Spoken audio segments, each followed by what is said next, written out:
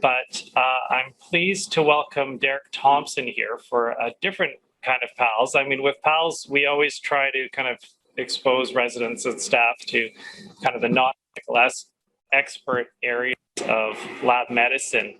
And I think today is something that's less lab medicine specific, but certainly very important and topical, and something that there's, I think, been a lot of progress on lately. And I don't want to take any of Derek's thunder away, but I think it's also kind of important to recognize that most of us who are tuned to this meeting are either work at BGH or some of the other lower mainland sites, and these lie on the traditional homelands of kind of quite a large number of First Nation communities.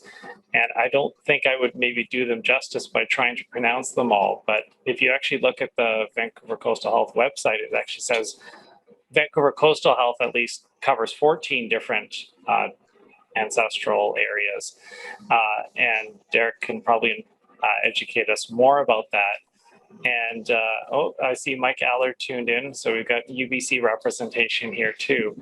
And Derek, just to remind you, we've got a broad audience of medical trainees in lab medicine, staff in lab medicine, and as well as some people more from the UBC kind of research lab medicine side of things.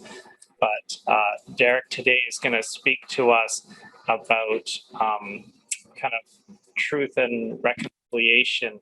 And I also don't know if you were able to do this, Derek, but I did kind of also ask Derek if you'd be able to potentially speak to the interplay between the Aboriginal communities and the COVID-19 pandemic as well, especially because I think our medical microbiology colleagues will be interested in that.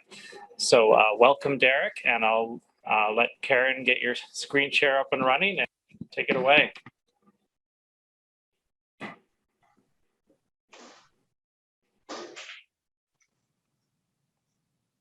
Excellent. Thank you, Tyler.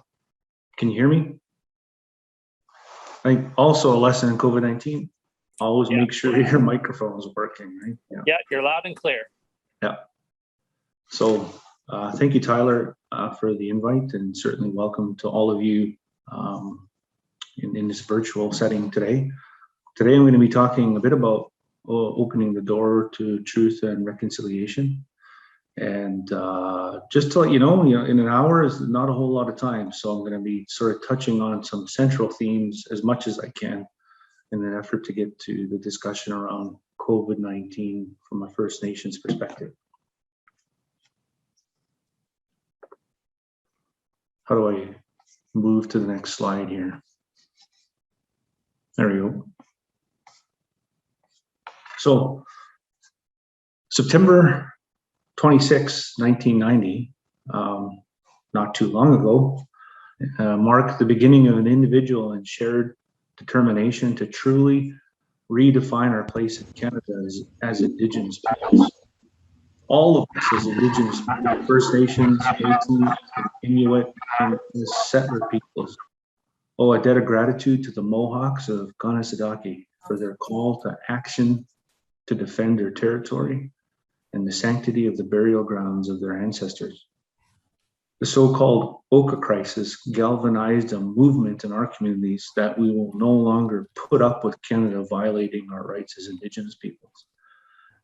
So if you think of the context of truth and reconciliation in our lifetime, if you can place yourself in terms of age around 1990. In 1990, I was 22 years old.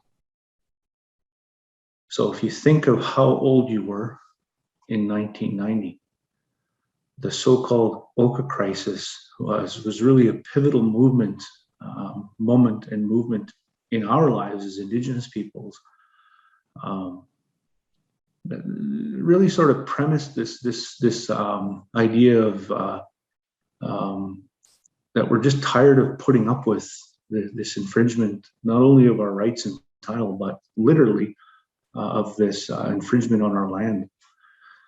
So I remember in 1990 that across the country, folks, Canadians, were burning effigies of Indian people in response to the so-called Oka crisis. And this literally was the Mohawks of Kanesatake protecting what was legitimately and rightfully their territory, and more of significance importance, their burial grounds. So that moment in time prompted the Mulroney government to initiate the Royal Commission on Aboriginal Peoples.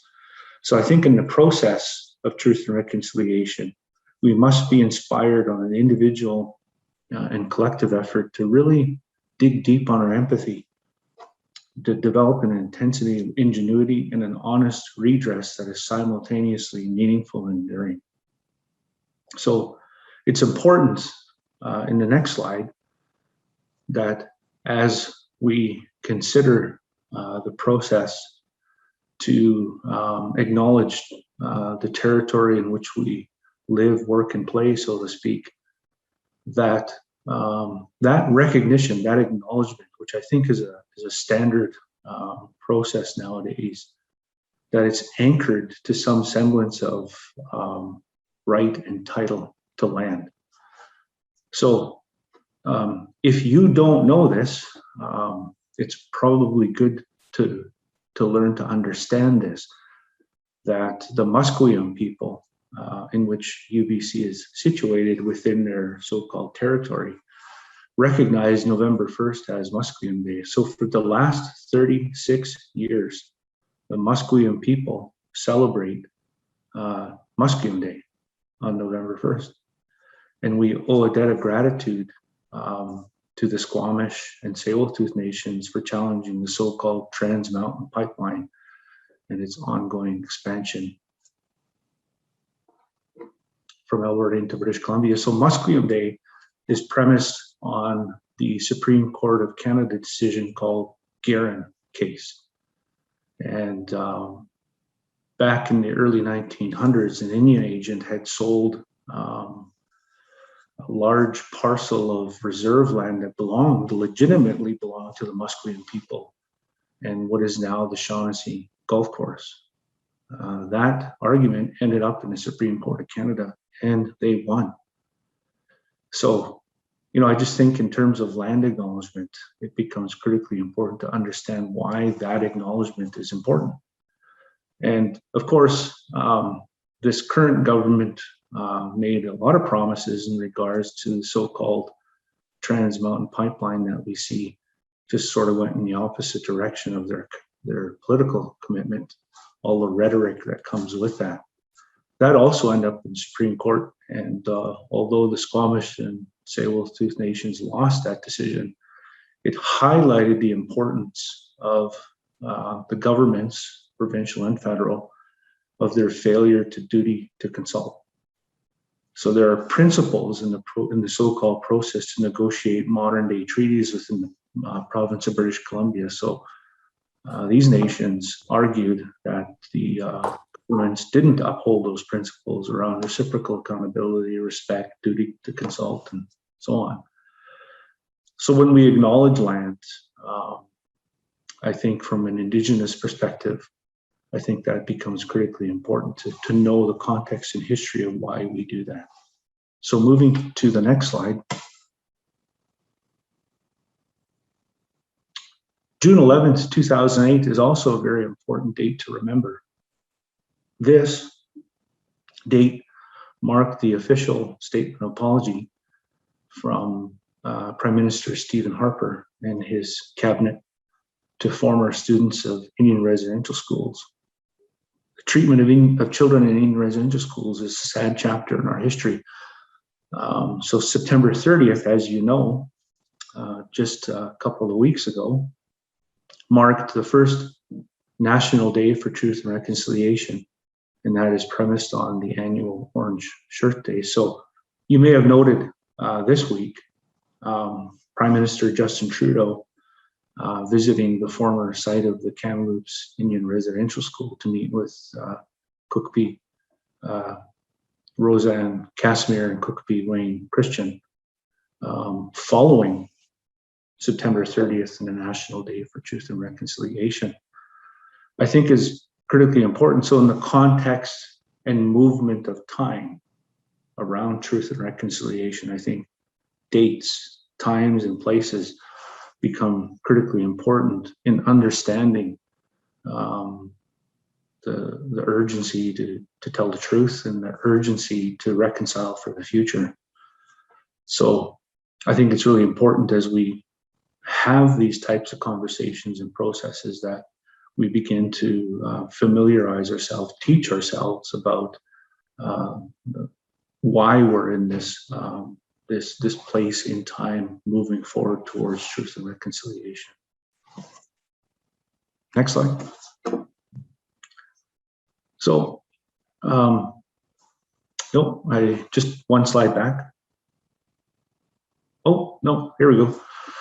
So a bit of reasoning why we're having this conversation today, and I think is important in the process of coming to terms with truth and reconciliation. So I speak today with good intentions. So I'm here today to talk about some of the historical context between those who are from here and those who arrived here. Always aware that the limitations of time become critical to impart some very important themes, topics, thoughts, ideas about truth and reconciliation. So arguably, I could expand an entire semester on any given topic around these conversations about truth and reconciliation. And let us all encourage each other to place oneself within the world and not above it. We all must challenge the status quo regarding Indigenous peoples and Canadians, and reflect on how to change racialized systems in the era of truth and reconciliation. And let's be bold. Let's really deliberate in our individual and shared efforts to transform health for everyone. Next slide. And I think it's important to really set out the process around purpose. So let's behave with purpose. So I'll talk as succinctly and as quick as I can, given the limitations of time, and leave some time at the end for any questions and dialogue. In the context of COVID-19, I think we've all learned to Zoom as a verb in some way, shape, or form. So let's really be present. Put your lunch down, turn your phone off. Let's be present. Let's action Zoom. Let's listen actively. Let's always be a learner. Be aware that those in our presence are hurting. I think it's important to show up knowing that, you know, personally and individually, we're human beings, and sometimes we hurt. Sometimes we're carrying hurt. And sometimes we have to simultaneously show up for life with that hurt. Let's empathize with self and others. Bring your best personal and professional values. Let's fully realize the principles of respect, integrity, compassion, collaboration, and equity. And finally, Nathan Rutstein, who's was an amazing author about the sort of the social movement and the action social movement in life. He very famously said, "Prejudice is an emotional commitment to ignorance." I often think about that. And when I think about it, if you can join me in thinking about, if you can remember the first time you fell in love, right? Might have been junior high school, might have been high school, might have been recently. Love is an emotional commitment to loyalty, right? So love, when you love somebody, when you fall in love, it creates all kinds of space for emotional attachment to another human being, loyalty, trust, camaraderie, friendship. Anything that goes against the grain of that contradicts that, infidelity, right? It goes against the purpose of love.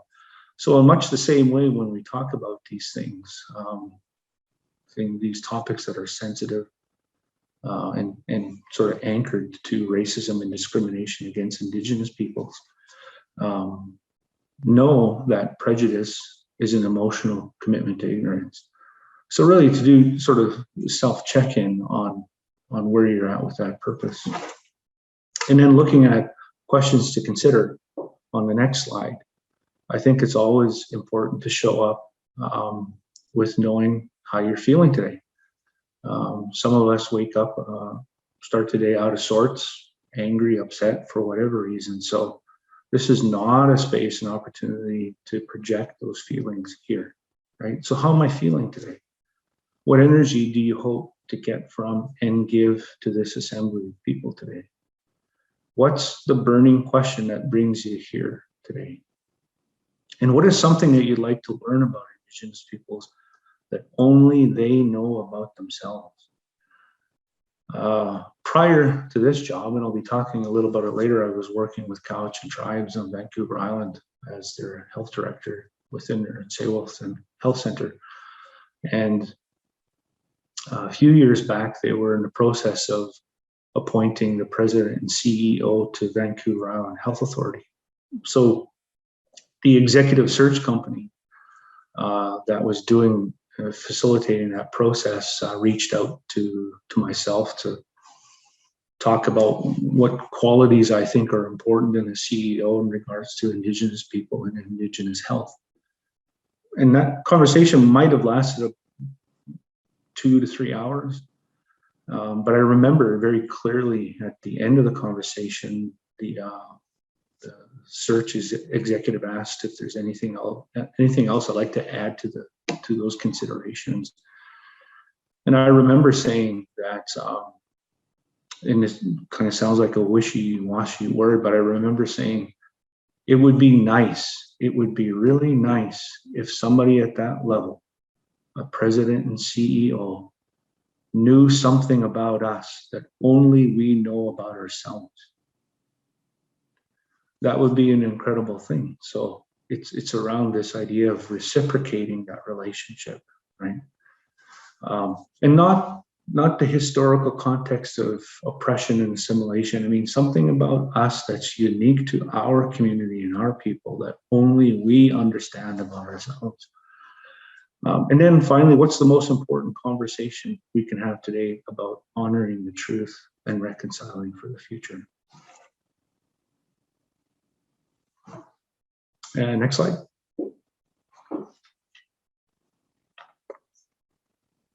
So a little bit about, by way of qualification, my name is DerekThompson. I am the newly appointed Indigenous Initiatives Advisor in the Faculty of Medicine for the Office of Respect for Environments, Equity, Diversity, and Inclusion.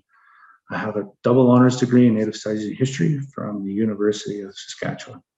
And I always say, if good intentions count for a master's degree, then I'll put that on my resume at some point. Next slide.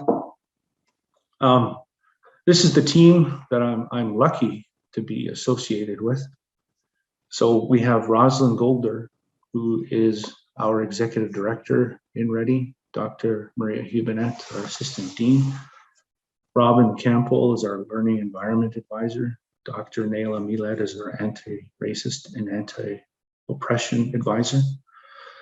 And I was talking with them in a team meeting a couple of weeks ago that in my prior job as health director for Cowichan Tribes in the health center, I had sort of overall management and administration of about 125 staff. And out of that 125, there might have been 7 men. And I would always say to staff on a regular basis that the most obvious part of my day is I get to work with women. And it's certainly not different in this experience now with the Faculty of Medicine and the team that I'm associated with, that every day I show up and I get to work with these wonderful, beautiful, bright women. So in the context of truth and reconciliation, and certainly in the context of the Murdered and Missing Indigenous Women's report and the work that they facilitated, I just think there's work we can be doing that's right in front of us. And I would do this consistently with the staff I used to work with at Cowichan tribes. And I certainly imparted the same message to these wonderful ladies as well, that every breath, every word, every energy, every utterance, everything out of our male bodies should be to uplift and honor the women in our lives. I think that should be a daily, deliberate, conscious, sober exercise. And you don't need to look very far to wonder why we should do that. So women, mothers, partners, daughters, aunties, granddaughters, great-granddaughters, nieces, show up to work, having already done an incredible, important job. They parent, they raise our children, they nurture our children, they make sure our children are ready before they show up to work. I just think that's an amazing thing, that we should take every opportunity daily and always to do that and honor and uplift the women in our lives. Next slide. So a little bit of an introduction. My name is Slap Kita. Uk Slama Slap Kita. Hist Akshil Sma Di Dat. Uts Baquila Nu Wixu Baquila. O Mixu Uk Slama Khe Nisaksa. O Mixu Hist Akshil Sma Haisla. Nu Wixu Hist Akshil Sma Tsubasa. Next slide. So, Slap Kita, by way of sort of a general translation into English, there's a couple of utterances in our dialect that is ancient, if you will, that we no longer use in Nuu-Chah-Nulth language today. Slap. We think means sounds like. Kitap is our thunderbird. So if you can imagine, if you've ever heard the sounds of an eagle flap its wings, it's got that sound. Flap kitap kind of sort of means sounds like a thunderbird's wings. So if you can imagine the enormity of a thunderbird flapping its wings. So the sound of thunder is generally, I think, what my name means. And it was given to me by my late grandfather, my late paternal grandfather, Webster Thompson. Next slide. And my reasoning for talking like this at the front end of this presentation, I think it's important to remember that there are many conversations we need to have in our communities, both in Indigenous communities and in the broader Canadian community, because you cannot reconcile a relationship that never existed. So the process of truth and reconciliation implies that there was a relationship. And I often think in the context of that not so distant past, that there's an absence of a relationship, that there wasn't a relationship. And it's important from this point forward in this context to establish that relationship. So apologies and acknowledgement meant for Indigenous peoples must not remain a euphemism for an individual and collective Canadian ignorance. Next slide. So I want to talk a little bit about that, the time, the urgency, the timeliness and the relevance of that so-called relationship between Canada and Indigenous peoples, that we haven't even begun the conversation yet. And in our communities, when we meet each other and when we talk to each other, we often ask very simple three questions. Who are you? Where are you from? And what does this place mean to you? There was a conversation that was recorded and ultimately published in Nuu-Chah-Nulth Voices, Histories, Objects, and Journeys, edited by Alan Hoover in 2000 by the Royal British Columbia Museum. I'm going to read the beginning of that conversation, an excerpt between my Uncle Ron, who at the time was called Kaya, and his name is now Hayups. But I'm going to literally verbatim read the beginning of that conversation in an effort to highlight the importance of the urgency and then sort of the how to begin that conversation from this point forward. So if you'll bear with me, I'm going to read that excerpt. So he's talking with Professor Charlotte Townsend Galt, who also teaches at the University of British Columbia. And she asked an initial question and a statement, really. And this is my Uncle Ron's response to that question and statement. Well, I think it's important to go back to the question, or at least the statement, that we haven't even begun the conversation yet. My reason for talking that way is quite simple. In my community, when we meet people, when we run into people on the street, when a stranger comes into our midst, when somebody was passing our doors, when I was a child, my mother used to say to people as they went by, "Who are you?" We'd meet someone, my mother would say, "Who are you? Who are you?" The person would say who they are. They'd say what their name is. My mother would say, "What village are you from? What tribe are you from?" The person would answer that. And my mother would say again, "Who are you?" Until they said who their mother and father were, who their grandparents were, and where their lines of descent originated. They were born over here but their mother actually comes from, and her mother was from, until a network, a mental picture of the tree that this person sprouts from is created in people's minds. We don't really know each other. There isn't a terrible lot of room to begin sharing any time or conversation. So before we begin a conversation, we always ask people who they are and where they're from. Then they, in return, ask who we are and where we're from. And if people don't have enough respect to ask who we are and where we're from, then we know in this instance, at least, we'll refrain from having a conversation because they don't care who we are. They don't care where we're from. They don't care where our grandparents were born. It doesn't matter to them. It's immaterial. In Canada, the colonizing peoples that have come here have had every opportunity to know where we're from. When they come onto the land, they know precisely where we're from. We're from right here. We're not from anywhere else. However, they've never asked us about that. They've never said, "Who are you?" And when we read the earliest accounts of Europeans and their interacting with our people, we read, "Chiefs, how are your children? We hope they're well." As a statement, not as a question, as a statement. "I am here on behalf of King George. I am here for the Queen." So they say, "This is who I am. This is my authority." And they're already clear in their minds what they're here for. It's to take. It's not to give anything at all.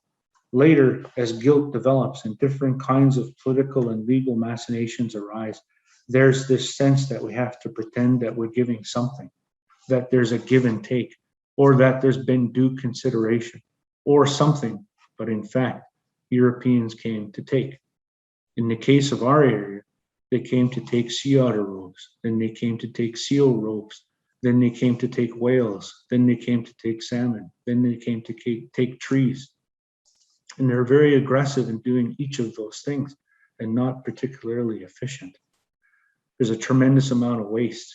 We have consistently called out from a distance, and I think from a dark place, a place that Canadians see as dark, and said, "This is my land. You're stepping on my toes. This is my daughter. You're abusing my daughter." And Canadians consistently have said, "I don't care. I came from Europe to get rich. I'm here in this country, and I'm getting rich now. I don't give a damn what happens to you." I recall as a boy attending public school in Alberta. I remember seeing German, Dutch, and French students, people who ran from the war in Europe, people who 2 days after arriving in Canada knew that the fact that they had blonde hair and blue eyes allowed them to call me a fucking Indian. They knew they could do that. And whether this kid was Yugoslavian, British, French, or anything else, he was allying with you against me. So I grew up with that. Those people, and we're not talking Cook in the 1700s, we're talking my time. Those people said, I don't want to know who you are. It's useful for them to call me an Indian and to name me an Indian. Then every interaction they have with me, every need they have in any way, shape, or form to think about me, the place they go to think about is called Indian. It's this dark place where they have all this litany of social ills that they shove into that box. There's the alcoholism, the universal alcoholism. There's the poor education. It's not real schools, but Indian schools. There's the disheveled, backward, decrepit housing on the Indian Reserve. So there's this place that Canadians have constructed for their own use to get us off our resources, our territories, and our land.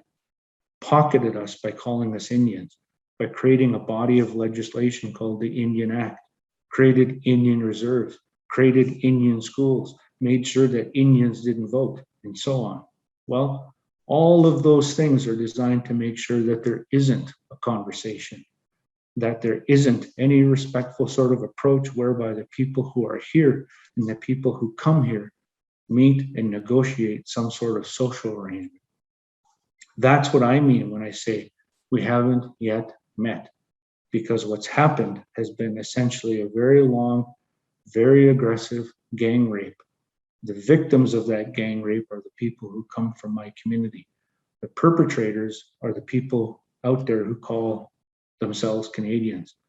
So we haven't met because no one has ever said, who are you and what's your understanding about this place? So I think it becomes really important to establish the process around the truth and reconciliation with the relationship. And if that's not been done in any meaningful way, then we must create the spaces and opportunities to do exactly that. So here we are meeting and establishing this relationship to have this very important conversation. Next slide.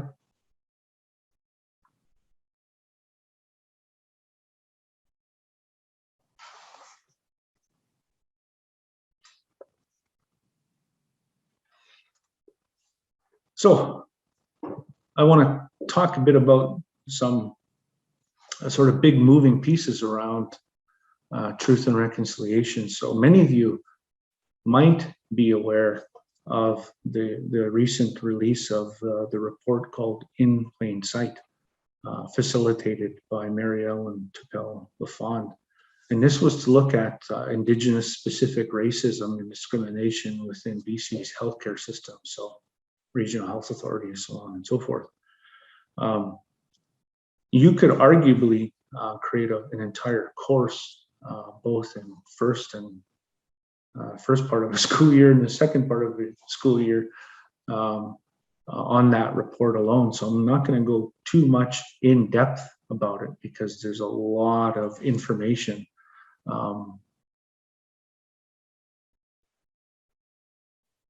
that we can apply in terms of how to better create the revision of those systems in an effort to better deal with Indigenous people. So there's a quote in the report In Plain Sight from Grand Chief Stuart Phillip, who's the president, a long-standing president of the Union of BC Indian Chiefs, that I thought is quite telling and provides sort of a timely and relevant placement of context from both an Indigenous perspective as well as sort of a health systems perspective, and the need to adjust those policies and standards in an effort to better engage with Indigenous peoples. So the quote that he provided in that report says, racism against Indigenous peoples is a malignant disease that has been in the healthcare system in British Columbia since inception. Every person who works in the healthcare system, in fact, every British Columbian, must acknowledge this reality and work together to ensure healthcare for Indigenous people is equitable and culturally safe and focuses on the needs of the individual and not the attitudes of the system. It is a glaring fact that Indigenous peoples encounter racism on a regular basis in the healthcare system, and we need an effective mechanism or complaint process to bring the issue to light and have it addressed. First Nations in British Columbia must be protected from all forms of racial discrimination in seeking healthcare. Racism is not just hurtful words or ideas in healthcare, it leaves Indigenous people suffering without proper care. In the moment when you need healthcare, it is too much of a burden to put on the backs of First Nations people having to deal with this racism. That is not compassionate. It is cruel and painful. I think to me, this statement succinctly expresses both the balance of history and where we're at in current times in the process of truth and reconciliation, particularly around health professionals within any given parts of those health systems. I remember years ago when I was still in university at the University of Saskatchewan, I had enrolled and been accepted into sort of an honors level course, and the topic was Pacific Northwest cultures and epidemiology. So it was looking at sort of the makeup from Haida south into Nuu-chah-nulth country, and how epidemiology was sort of being facilitated from the early 1700s forward. Not a whole lot of information there, but what was there was pretty telling. And of course, being the only Indigenous person in the class, the professor sort of leaned on me for a response in most of those discussions. I remember one class we had, I started talking about the importance of acknowledging and recognizing the constant grief in our communities, and the need and urgency for grieving history in our communities is like a constant bruise. It's always there. It's always throbbing. It's always painful. So I talked a little bit about that, and then I sort of embedded that in epidemiology. So along the West Coast, as an example, Nuu-chah-nulth people, where I come from, in the process of dealing with, say, smallpox or polio or any of those introduced disease into our communities, 2/3 of our people died in the span of only 100 years. That's an incredible amount of people that we lost to some type of disease between the early to mid 1700s and definitely into the late 1700s to the late 1800s. And then talked about the importance of, if Indian residential schools and the Department of Indian Affairs and the segregation of Indians to Indian reserves wasn't enough, before any of that come into play, we were already trying to come to terms with our people dying off because of some disease. I said, we haven't even begun the process of grief, acknowledging grief, and the process of grieving the losses of people in our community. And while I was talking, there was another young guy in the class who interrupted me, and he started citing, this book and that book, pages 8 to 12, and sort of regurgitated what he had read in front of the professor. And I think that was the point. And I listened to him quite intently, and I didn't interrupt him. And when he was done, I said, you know what? You're right. I agree with everything you just said. And clearly you're smart. You're quite intelligent. You're able to intellectualize that. But what strikes me as curious is I wonder, from someone who is seemingly quite intelligent and articulate, why you missed what I just said. And he said, what do you mean? I said, well, I just said for quite some minutes that the people in my community are hurt and they're grieving, and we continue to grieve. We're a hurt people and we're hurting people. So I really think in this day and age, in the process of truth and reconciliation, that we come to terms with that truth, that the people in our community are grieving, and grieving not only over Indian residential schools, but the entire onslaught and context of oppression and assimilation in this country. That's an important part of history that we need to be cognizant of and aware of when we engage Indigenous peoples in the health system. Next slide. And I'm not even gonna touch on any of this stuff, but I thought it important to highlight it in the process of these types of conversations, that the commissioners of the Truth and Reconciliation Commission developed principles, 10 of them, and they entitled that Reconciliation as Relationship, and within the 94 calls to action. And then embedded in that are the 46 articles of the United Nations Declaration on the Rights of Indigenous Peoples. So there are 10 principles of reconciliation. The first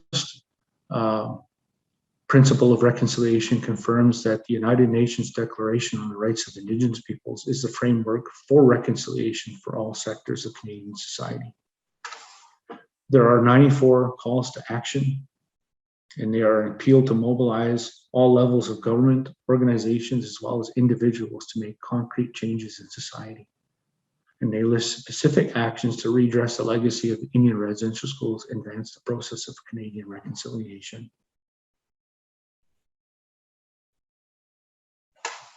And of course, there are 46 articles of the United Nations on the Declaration of Rights of Indigenous Peoples. So the UNDRIP is a framework for the establishment and maintenance of mutually respectful relationship. It represents the minimum standard for survival, dignity, and well-being of Indigenous peoples. So this country, both federal and at least this province, have officially legislated United Nations Declaration on the Rights of Indigenous Peoples as a framework to begin implementing those calls to action. So this is within recent years that we've literally began and started this work. I always think that in regards to this important work, that all of us, Indigenous and Canadian, are less than a kilometer into a marathon, right? That we've not trained for, but we're in it. And I think as we stay the course, we'll only become stronger for it.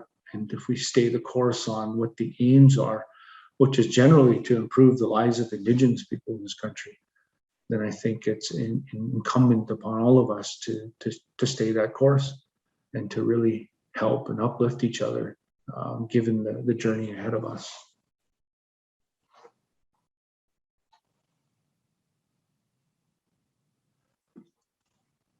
And in the context of where I started with referencing September 26th, literally as the start of the beginning of our individual and collective response to the so-called Oka crisis, the Mulroney government of that time initiated and implemented the Royal Commission on Aboriginal Peoples that was ultimately released in 1996.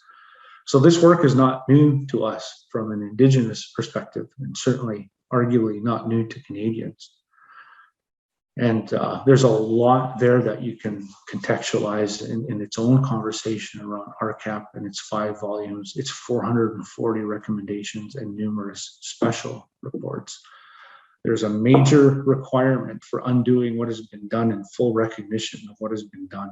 Any commitment to undo which leaves the what unspecified is an empty gesture, and as such is not commitment at all. So we've been here before, and here we are again. So I think it's timely and relevant in this day and age that we really anchor ourselves to breathing life, to enliven what those recommendations mean, if you will, from a systems thinking perspective.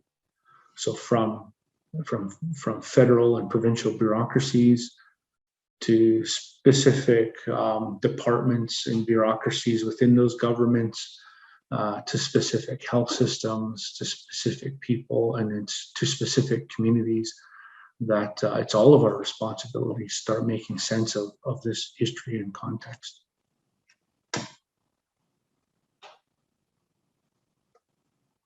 So here I'm going to talk about what I referenced briefly in terms of grief and the process of grieving. I remember when the Truth and Reconciliation Commission launched its work, the commissioners announced in Ottawa that the process of telling the truth and reconciling for the future is not only for Indigenous peoples, but for all Canadians. So as they did their work throughout those 4 years, commissioning all across Canada around the history of Indian residential schools and the broader process of oppression and assimilation of Indian people in this country, there was an open invitation. It wasn't just for Indigenous peoples. Those processes were open to all Canadians. And I went to many of those processes over the 4 years that they did their work. And I could probably count on one hand the number of non-Indigenous peoples I saw participating in any of those commission processes.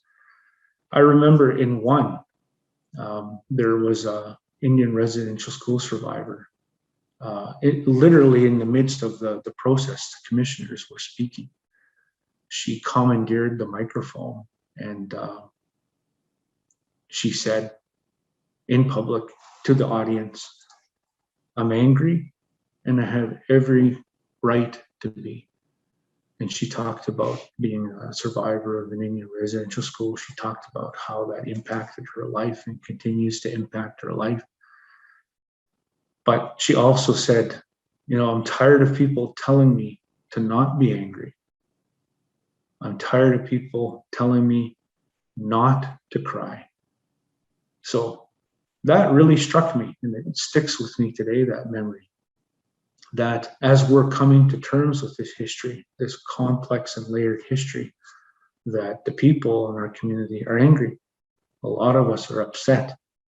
And although we come to these types of processes with some definite sense of tact and diplomacy, I think it's important to know underneath just a thin veil that we're hurt and we're hurting. And a lot of this history has an impact on our emotional and mental, arguably spiritual intelligence, as we're simultaneously trying to come to terms with the past and find a way forward. So I'm going to talk about sort of my prior work before I came to the Faculty of Medicine. So from 2015 till about March of this year in 2021, I was appointed as the health director for Tsayawilton Health Center with Cowichan Tribes. And in the last couple of years, I was also their acting general manager. So Cowichan Tribes is uniquely situated in Duncan, the Cowichan Valley, with a population of about 5,500 members. 2,000 live on reserve, 1,000 live off reserve, but within the Cowichan Valley. So a good portion of their members live within the community. They possess about 6,000 hectares of territory with about 50 access points. Cowichan Tribes have among the highest rates of chronic heart disease and type 2 diabetes, including high rates of addiction to opioids, drugs, and alcohol. These factors are set against the backdrop of a continuous state of domestic violence, suicide, homelessness, overcrowding, food insecurity, poverty, and generational unresolved trauma. So if you can imagine Cowichan Tribes as a dry tinder forest and COVID-19 as the match, the global pandemic highlighted the urgency to fundamentally shift the way in which we deal with these current and historical contexts in improving the state and condition of First Nations communities. So January 1st, so from March 2020 to December 2020, we were very quick, methodical, mindful, thoughtful, and deliberate in implementing our pandemic response plan. We also developed an accompanying pandemic communications plan, as well as a sort of business continuity plan. And in the midst of that, we developed a community protection bylaw in an effort to limit and stop the spread of COVID-19 in the community. So we were quite successful and worked long days and weeks to ensure that the community was adequately prepared in accordance with the PHO's directives to battle COVID-19. So January 1st of this year, the very first 2 cases arrived in Cowichan Tribes. And within hours of making that announcement, because we made a commitment to Chief and Council, we made a commitment within the organization of Cowichan Tribes, we certainly made a commitment to membership that we would be accountable and transparent in the course of COVID-19 in our community. And no sooner we did that, did racism and acts of discrimination arrive on our front door in coming to terms with COVID-19. So in a very short period of time, from January 1st into mid-February, Cowichan Tribes saw about 160 plus cases of COVID-19. About a quarter of that were hospitalized. By end of February, we'd seen about 5 or 6 deaths related to COVID-19.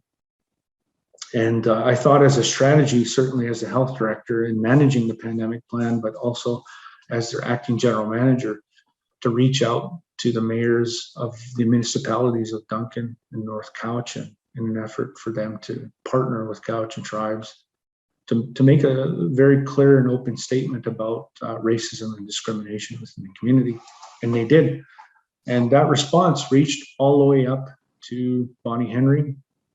It reached all the way to the Federal Minister of Indian Affairs in Ottawa, who actually referenced Cowichan Tribes specifically in their daily updates, that racism and discrimination will not be tolerated in an effort to deal with COVID-19 in our community. But the balance of that was dealing with COVID-19 on the ground.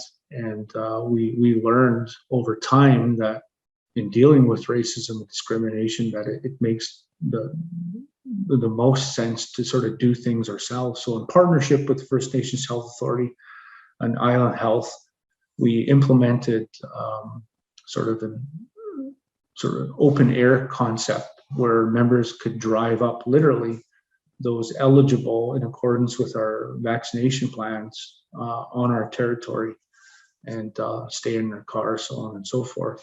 Because we learned not only over COVID-19, but certainly over the years, that many of our members, and arguably many Indigenous peoples, will often choose not to access emergency services or hospital services or primary care or community health because of the fear of instances of racism or discrimination. So you think about that people actually choose to manage sickness than have to deal with racism and discrimination, I think is telling in this broader context of truth and reconciliation, and certainly in the context of in plain sight.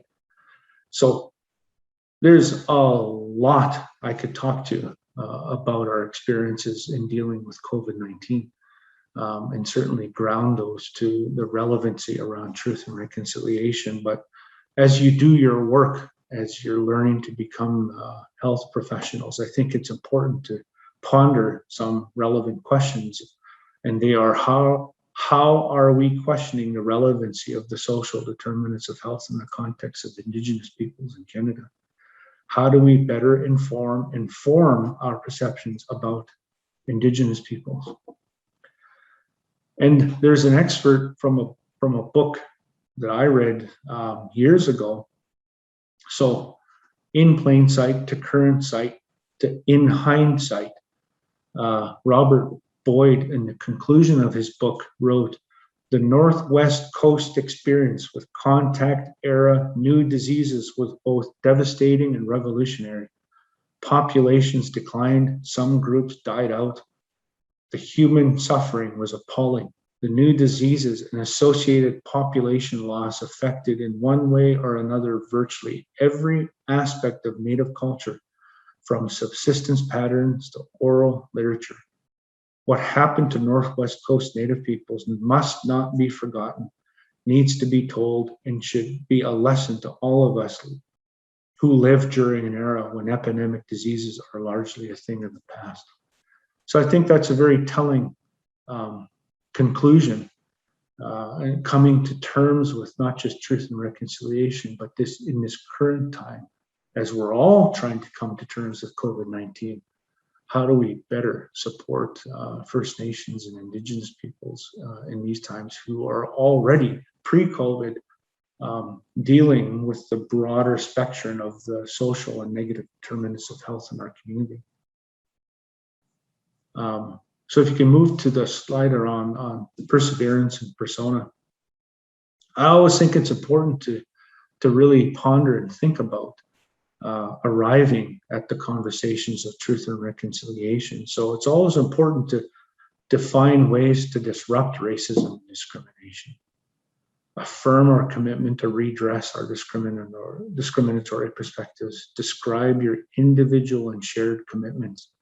We have a constitutional duty to write and rewrite history and to educate and re-educate. Build on energy that is inspiring and mindful. And we, the royal we, Indigenous peoples, would like from you a moral commitment to uphold this work. So if you can move to slide 28.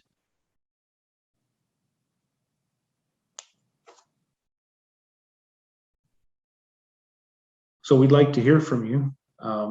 There's the process to fill out a sort of evaluative process on this presentation. Again, I humbly apologize for the time constraint.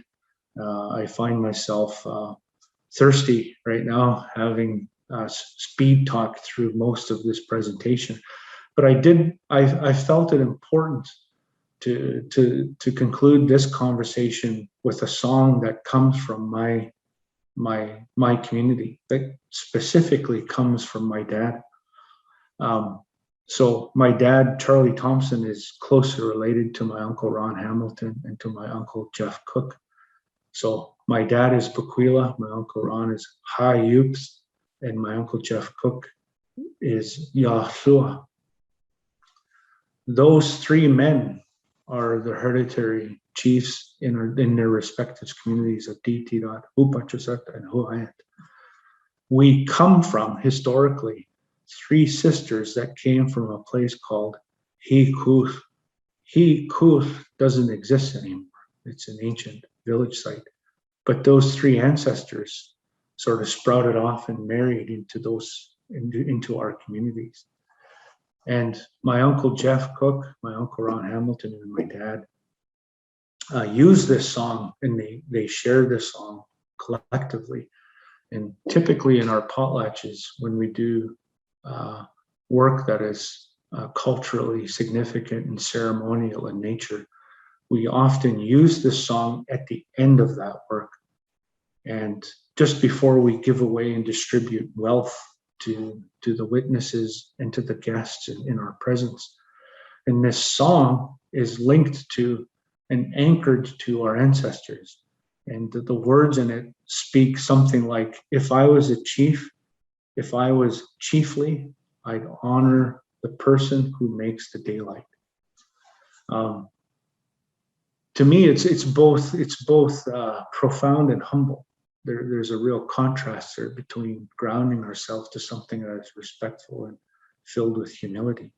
So we sing this song in honor of our ancestors, in honor of those three sisters, and in honor of our lineage and close relationship to each other. And when we sing this song, we know where we come from, and we come from no place else in the world than right here.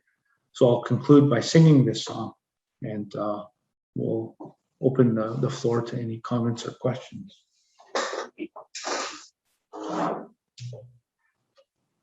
Well, hey, you, hey, hey, hey, well, hey, you.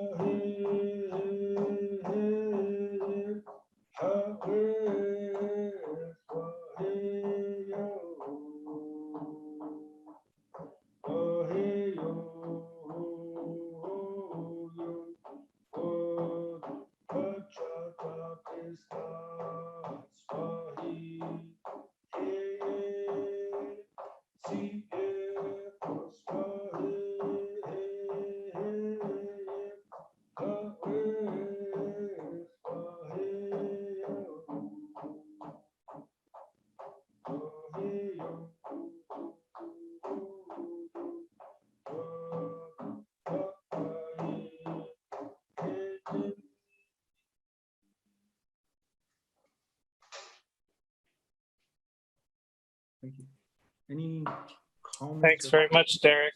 And I fully acknowledge that we are constrained by time, but I do appreciate the manner in which you've, I think, really just tried to kind of let us into more of a awareness, understanding about where culturally you and your people come from and the history and how that we're still very early in the stage of truth and reconciliation. And I think that as much as it would be good to have more time for questions and dialogue, I think it's more contingent on us to be aware of that backdrop as this is in place. And so thanks for sharing. People can obviously feel free to sign off. We're at the end of the 1 hour, but are you able to stay for just a few more minutes, Derek? Okay. So for anybody that wants to stay on or is able to stay on the line, there was a question asking for people who are interested or motivated to learn more, and I think there's even some online courses. For instance, Helene Cote said there's an Indigenous OCAP principles course, ownership, control, access, possession, that she's interested in trying to encourage her and her fellow research team to take. But I guess there's a cost barrier to that. Are you aware of any resources people can tap into through UBC or other means to, if they're motivated to learn more? Yeah, absolutely. So the training on the OCAP. Sorry, can you speak up, Derek? It's hard to hear you. Sorry. Yeah, so that's better. The training on the OCAP principles are facilitated by the First Nations Information Governance Center situated in Ottawa. I'm sure if you call them up and speak to them, you can negotiate some terms on the course.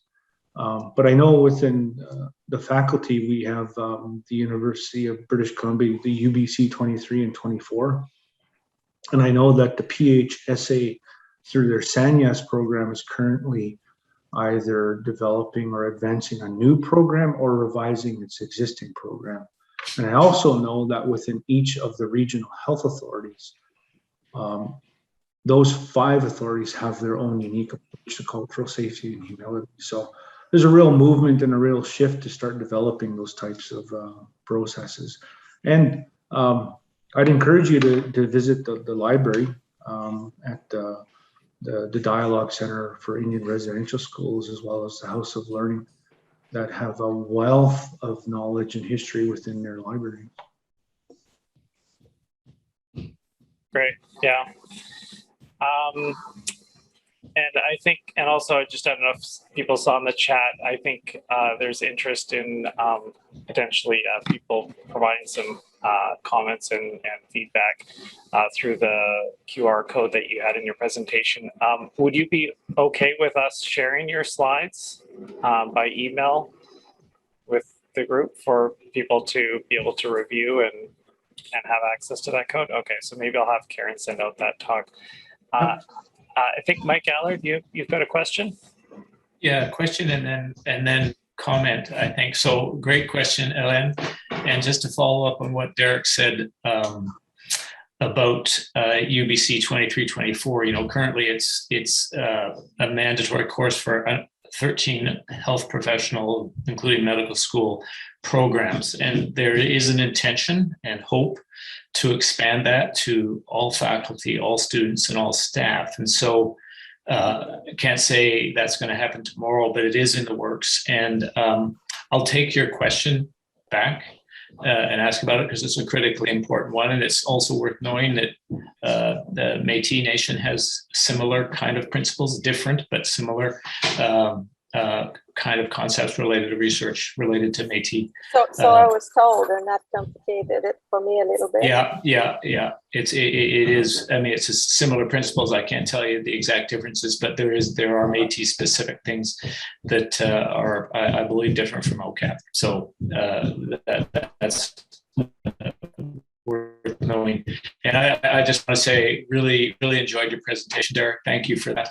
And I guess, as many of you know, we worked in the faculty on trying to develop a formal response to TRC, which we did, and launched that in June. With that, it was accompanied by a formal statement of apology that Derek read out.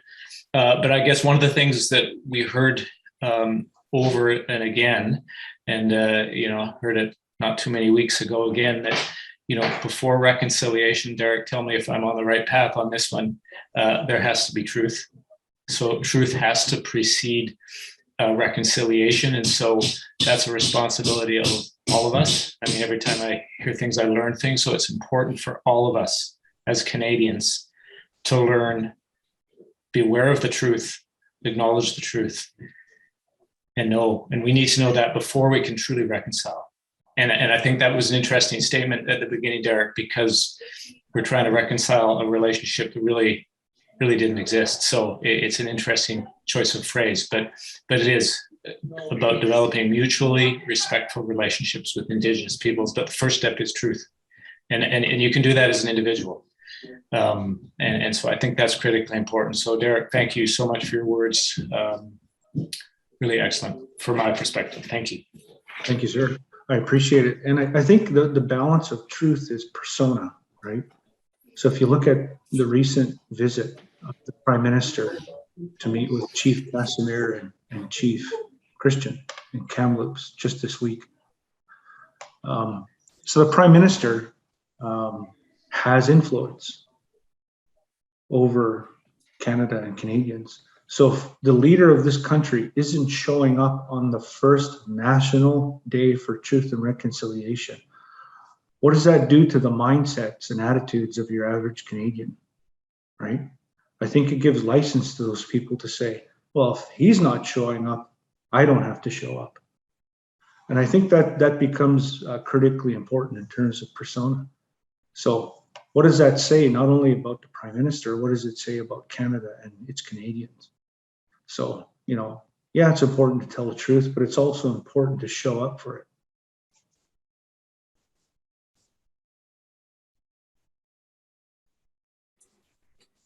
Yeah. Well, I want to thank you, Derek, for taking the time to and kind of honoring us with your inaugural presentation. And so I hope able to kind of, in your new role, kind of reach a lot of different audiences with some of these important messages you have. And so thanks for agreeing to share your slides so we can email them out, and at least people can kind of remind themselves of some of the things we talked about today, because it's often hard to remember things later on. You always think you're going to carry these forward, and then a few months later, you're like, oh, wait a minute, I don't really remember all the details. But thanks for this, and thanks everyone for tuning in today. Thank you.